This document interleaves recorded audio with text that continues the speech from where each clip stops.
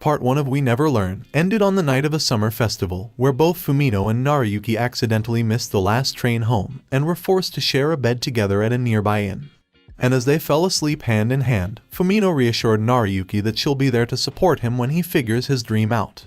Later that same summer, Rizu feels confident that all her studying is starting to pay off, but when she sees that she got an E on a practice exam, she tells the girls about her low grade, who all mistakenly assume that she is talking about her bra size and are shocked that Rizu dropped from F cups to E cups. Rizu then asks them what grades they got, and despite Fumino being too embarrassed to answer, Asumi and Yuruka both happily state that they have B cups and D cups respectively, which forces a flustered Fumino to reveal that she has A cups. In response, Rizu expresses her envy of Fumino getting such a high grade, which angers Fumino as she believes Rizu is mocking her small chest. After the misunderstanding is cleared, the girls continue to talk about their chests until Asumi mentions that all men love big milk bags, including Naruyuki, who she claims is secretly a horn dog. Later that day, while being tutored by Naruyuki, Rizu can't stop thinking about Asumi's comment and wonders if Naruyuki truly is secretly a perv. Suddenly, Naruyuki asks her about the E she got, which Rizu misunderstands, thinking he is boldly asking about her chest size. She responds that she used to be an F but is a G now. Naruyuki immediately begins to panic, as he didn't even know that getting G as a grade was possible. Despite this, he reassures her that a G isn't so bad, as it simply means she has more room to grow. Rizu is shocked that Naruyuki wants her chest to grow even more, and begins to believe that he really is secretly a horn dog after all. But Rizu decides to accept him as he is, and offers to let Naruyuki touch her chest in order to make him happy, just as her furious father arrives to confront Naruyuki about this. Once the misunderstanding is finally cleared up, Rizu is embarrassed about the whole thing, but is still determined to improve her grades. Before they leave, however, Rizu catches Naruyuki stealing glances at her chest, as he simply can't believe that she wears something as massive as G cups. The next day, Naruyuki tutors the girls as usual, but trouble ensues when Fumino accidentally calls Naruyuki by his first name, and the girls demand to know when they became so close.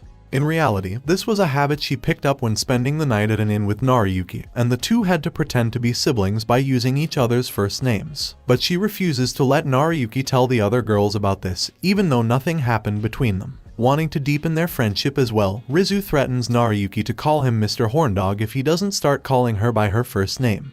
At the end of the day, however, the group decides to call everyone by their first names.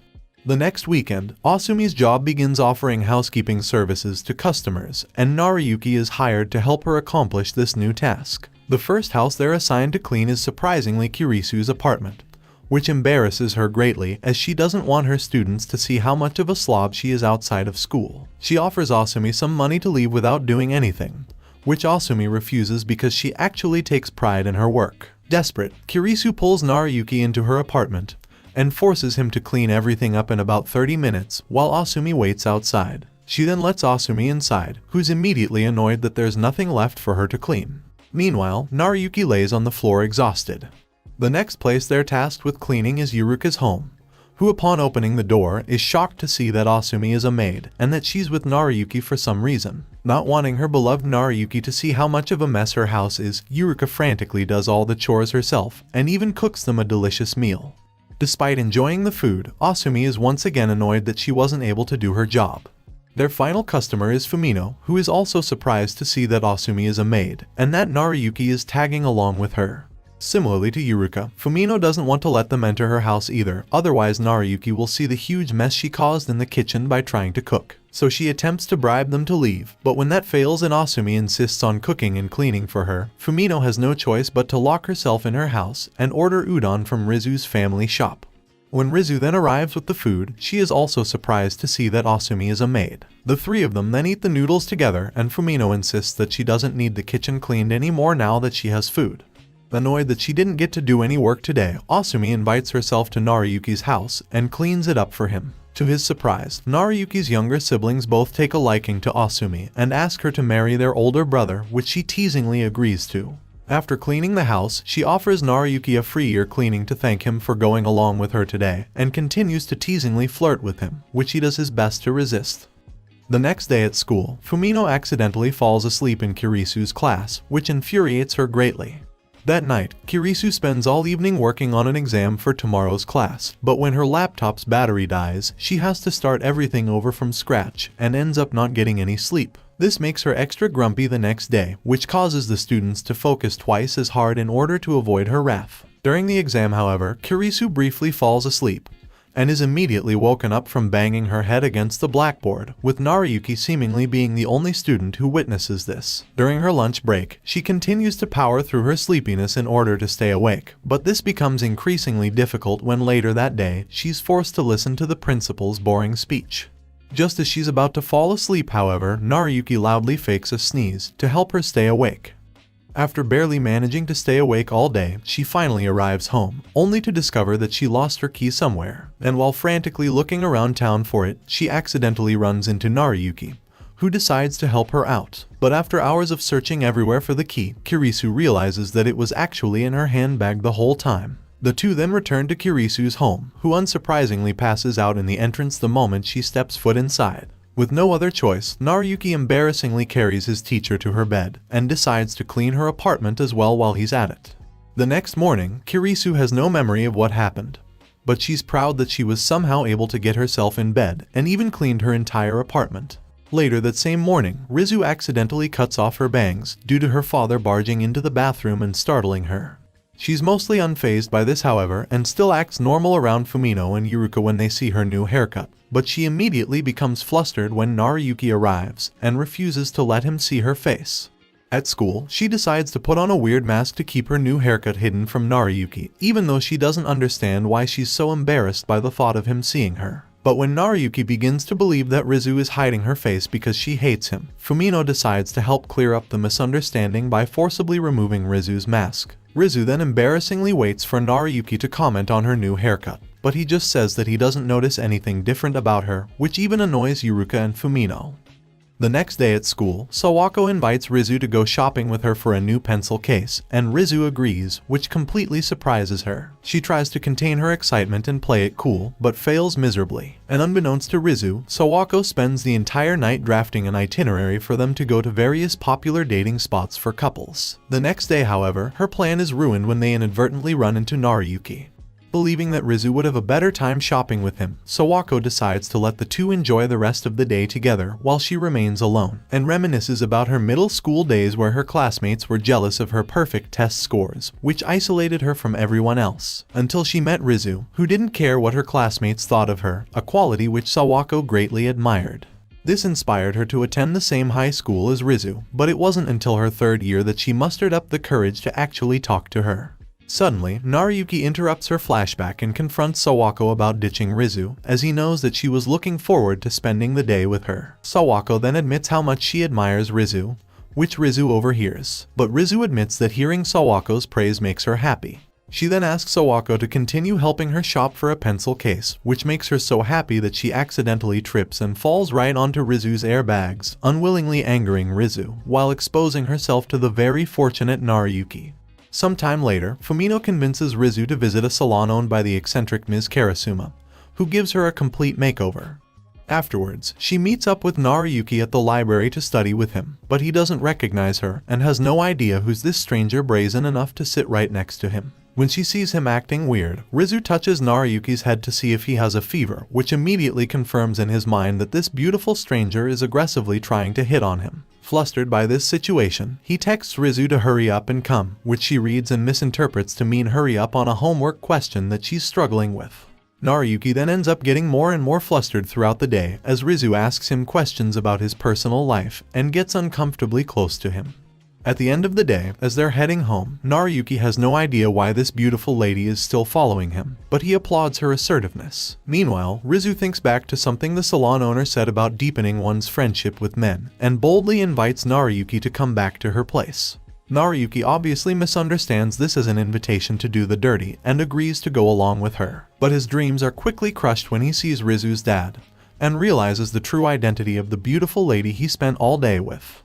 The next day, Nariyuki studies English with Yuruka, and despite extensively studying vocabulary and grammar, Yuruka still has no confidence in speaking, so Nariyuki decides that they must converse only in English for the whole day. On their way home, two English-speaking foreigners stop to ask Yuruka for directions, which she is surprisingly able to explain to them, with a mixture of broken English and gestures. Afterwards, the men invite Yuruka to a nearby barbecue because they think she's so cute, but she becomes too flustered to know how to properly turn them down. Naruyuki arrives moments later to protect Yuruka, which leads the men to question his relationship with her. Naruyuki does his best to answer them in English, but his mispronounced answer makes it sound like Yuruka is his girlfriend. The two men congratulate him on getting such a cute girlfriend, and wish him good luck before leaving. Meanwhile, Yuruka tries to piece together what Naruyuki said, and when she realizes that he called her his girlfriend, she flees in embarrassment. Sometime later at Naruyuki's house, he tutors Fumino in algebra, while his little sister leers at her the whole time. Before Fumino leaves, Naruyuki gives her a bag with a special present inside for her birthday. When Fumino then checks to see what her present is, she finds out that it's a frilly new bra, which turns out to be the wrong thing that Naruyuki was supposed to give her, as he had instead planned to give her a special pen for left-handed people. Despite this, Fumino wears the new bra to school the next day, with extra padding to make up for the bigger size of the bra. Naruyuki then approaches her, and the two briefly talk about her present. But both of them are unaware that Fumino got the wrong gift, which causes further misunderstandings. Later that day, Yuruka gives Fumino oven mitts as a late birthday present, while Rizu gives her some new chopsticks. But when Yuruka then asks what Naruyuki gave Fumino for her birthday, she silences him by any means necessary to cover the fact that he gave her a bra. Confused by her reaction, Naruyuki takes her out in the hallway, and the two quickly clear up the misunderstanding, followed by Naruyuki apologizing profusely. But his statement about her breast size causes Fumino's heart to skip a beat. The next weekend, Kirisu decides to go to a local bathhouse, but on the way there runs into Asumi, Naruyuki, and his twin siblings, who instantly take a liking to Kirisu and ask her to marry their brother, which infuriates her. Once inside the bathhouse, the twins commit a mischievous act by stealing Kirisu's underwear. Meanwhile, Kirisu and Asumi share a sauna together and talk about Naruyuki's good traits. After they leave the sauna, Naruyuki's little sister begins pestering Kirisu to marry her brother, which annoys her greatly. But when the little girl begins to cry, Kirisu agrees to marry Naruyuki in order to appease her. Naruyuki's sister then runs to tell her brother, causing Kirisu to slip on a bar of soap while trying to chase after her. Because of this, Naruyuki is forced to carry her out of the bathhouse until she wakes up moments later and chastises him for his indecency. Naruyuki's little sister defends him, however, and in the process accidentally pulls Kirisu's towel off, embarrassingly exposing everything to Naruyuki. At the end of the day, Naruyuki and Asumi explain the situation to Kirisu, who forgives them in response and sheepishly apologizes too.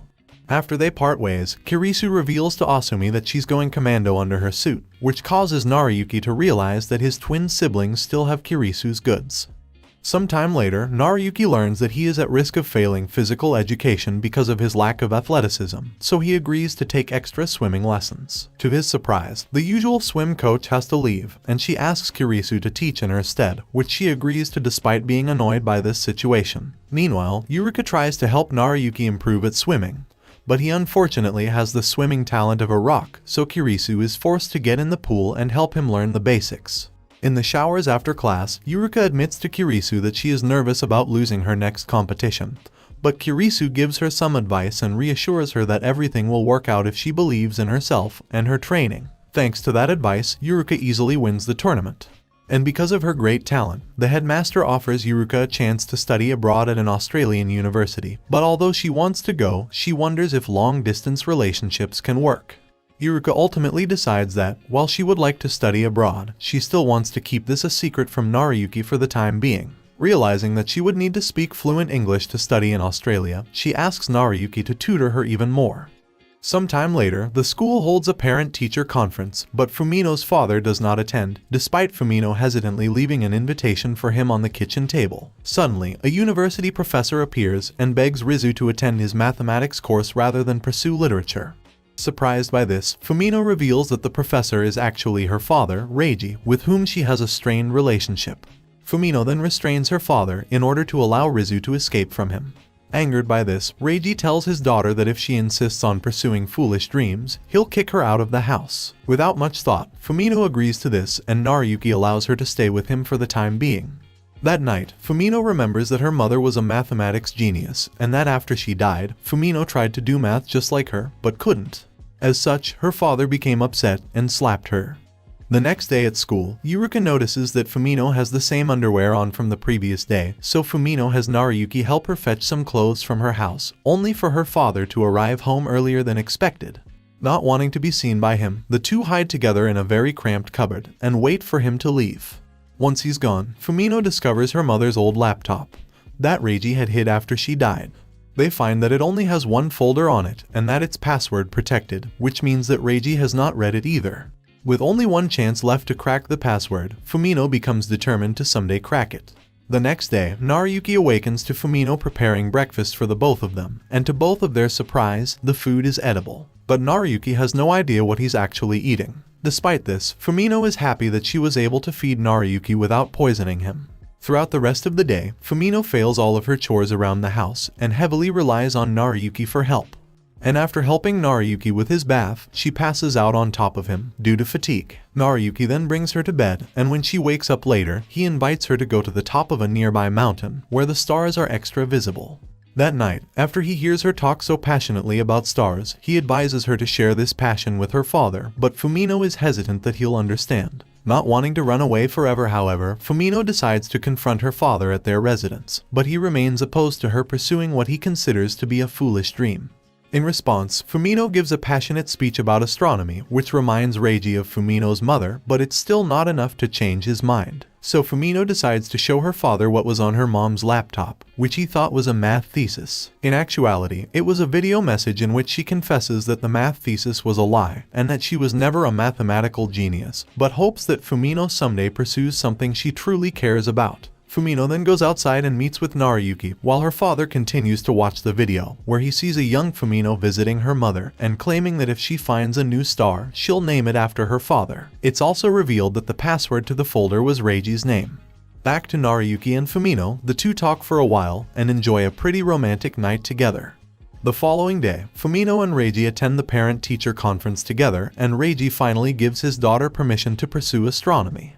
Later on, Nariyuki reveals that his mother had secretly met with Reiji to give him the courage to reconcile with Fumino. And after having reconciled with his daughter, Reiji confronts Nariyuki about his relationship with Fumino and assumes that the two are dating, which greatly embarrasses both of them. The next day, Yuruka asks Nariyuki what he plans to major in at college, but he realizes that he's been too preoccupied with his studies to have thought of that. Later on, as the school prepares for a festival, a rumor begins circulating that any two people who touch during the fireworks will end up together forever. Meanwhile, Kirisu decides that for her part in the festival, she'll do a lecture on the Roman Empire. To make it more exciting, the other teachers decide to put her in costume. Elsewhere, Fumino is coerced into playing Sleeping Beauty in her class play. Once the school festival begins, Nariyuki discovers that Yuruka and the swim team will be performing an idol show, but Yuruka's costume was unfortunately delivered to the wrong room. Afterwards, Nariyuki finds Kirisu wearing the idol costume, which she mistakenly believed was for her lecture on the Roman Empire. He attempts to take it off her so he can return it to Yuruka, but the zipper becomes stuck, so Kirisu has no choice but to perform as an idol on stage instead of Yuruka. Surprisingly, she does a good job mimicking Yuruka's dance moves while lip-syncing. Meanwhile, Fumino marches around the festival, furious that no one will tell her who is supposed to be playing the prince to her Sleeping Beauty. Yuruka then joins the performance alongside Kirisu, with an outfit that Nariyuki managed to create for her from memory. After the show, everyone celebrates their success until Nariyuki foolishly pulls a loose thread on Kirisu's already damaged costume, and everything immediately comes apart. Afterwards, Fumino's fan club promises Nariyuki that they will help sell Rizu's udon if he helps them with their play. This causes Nariyuki to mistakenly put on a cat costume, which the teachers had gotten for Kirisu to prank her. Asumi then sees Fumino being led to the stage and realizes that Nariyuki is in the costume, so she decides to show him a shortcut. When the fan club is unable to find Nariyuki, however, the headmaster announces that the play will be entirely improvised and asks for a volunteer prince from the audience. All the boys rush the stage to volunteer to be Fumino's prince, forcing the fan club to protect Fumino in a mad brawl. Nariyuki makes his way on the stage and manages to save Fumino from injury, but is immediately declared the prince, and to his surprise, Fumino kisses his mask on the lips, unaware that she is actually kissing Nariyuki. After he flees the stage and gets changed, Fumino is revealed to believe that it was actually Asumi that she kissed in the costume, but when Asumi denies this, Fumino becomes incredibly flustered, as she has no idea who she kissed. At the end of the festival, the time for the rumored jinx finally arrives, and just as the fireworks are about to be launched, Fumino, Yuruka, Rizu, Naruyuki, Kirisu, and Asumi are all pushed into each other, creating a 6-person pile-up. But when the fireworks fail to ignite, and therefore the rumored jinx doesn't come true, Naruyuki is helped up to his feet by a girl, just as the fireworks go off for real this time. However, Naruyuki has no idea whose hand he's holding during the fireworks. Sometime much later, Naruyuki reveals that he plans to go to college to become a teacher, and thanks to Naruyuki's tutoring, the girls all pass their desired subjects. Yuruka is accepted to the Australian University on a sports scholarship. Fumino passes mathematics and begins studying astronomy. Rizu passes literature and begins studying psychology. And Asumi is accepted into medical school. And after more time passes, the gang says goodbye to Yuruka before she boards her flight to Australia, but Naruyuki is late. When he finally arrives, he ends up tripping and is helped up to his feet by Yuruka, who lends him a hand, suggesting that it was her hand he touched at the festival and that she's who Naruyuki was jinxed to end up with. In the manga, however, the final chapter shows alternate realities, where all the girls, including various secondary characters, end up touching Naruyuki during the festival's fireworks. And each girl is given her own special ending with Naruyuki, most of which end in marriage. Thanks for watching, and I hope to see you all again in my next videos.